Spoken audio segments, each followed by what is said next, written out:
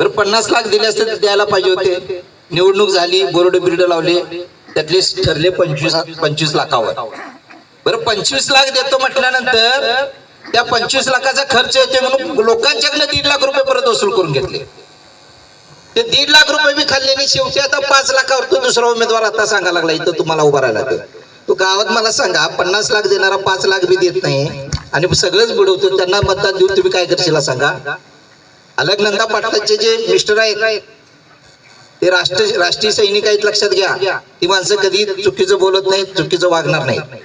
म्हणून तुम्ही विचार करत असताना मतदान जो बाबासाहेबांनी मताचा जो अधिकार दिलेला आहे, आज आम्हाला राजेश पाटील साहेब असतील, नंदाताई बाबुळकरनी, आम्ही मागासवर्गीय जरी असलो तरी सर्व बहुजन समाजाला बरोबर घेऊन जाण्याचं त्यांचं जे ब्रीद वाक्य आहे ते महत्वाचा मुद्दा आहे, लक्षात घ्या. आज माझ्या बहिणींना माझी विनंती आहे, आज इथं जे महिला जे उमेदवार म्हणून उभा राहिलेले आहेत त्याचं 33% आरक्षण हे शरद पवार साहेबांनी दिलेलं आहे, लक्षात घ्या. हे तुम्ही विसरता कामा नये. तुम्हाला मताचा अधिकार पण दिले तर डॉक्टर बाबासाहेब आंबेडकरांनी दिलेला आहे.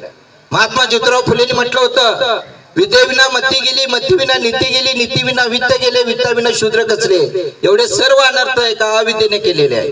तर या गोष्टीचा विचार करत असताना मी एवढंच तुम्हाला सांगेन की सगळे उमेदवार सुशिक्षित आहेत. नंदाताई बाबुळकर डॉक्टर आहेत, राजेशदादा कधी सांगत नाहीत पण ते वकील आहेत. जे नाही ते उगीच भांडवल करून सांगतात, पण आहे ते कधी सांगत नाहीत. म्हणजे उकळत्या पाण्याला खळखळाट फार, तशा पद्धतीचा विषय. माझं एवढंच मुद्दा आहे की इथं चांगले प्रतिनिधी आहेत, चांगल्याच्या सोबत राहूया. शहाण्याचा नोकर व्हावा पण अडाण्याचा मालक होऊ नये. म्हणून या विचारानं आपण चांगल्या पद्धतीने या दोन्ही उमेदवारांना चांगल्या पद्धतीने निवडून देऊया.